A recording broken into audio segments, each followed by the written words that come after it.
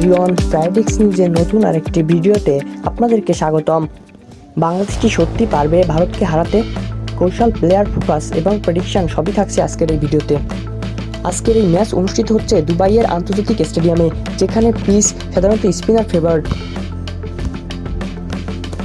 Batting করলে বড় score আসে আর আবহাওয়ায় স্পিনারদের সুবিধা বেশি, তাই রিশাদ, নাজুম ও শেখ মাহেদীর কৌশল খুবই গুরুত্বপূর্ণ হবে।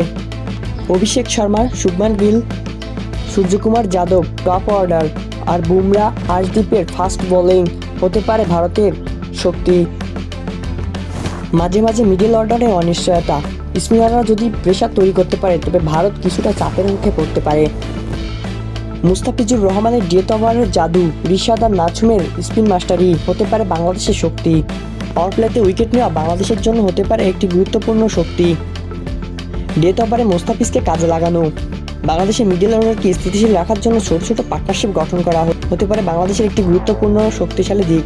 শেষ 2 ওভার মুস্তাফিজুর রহমান ভারতকে ধ্বংস করে দিতে পারে। লেগ স্পিন দিয়ে ম্যাচে নাটক তৈরি করতে পারে রিশাদ হোসেন।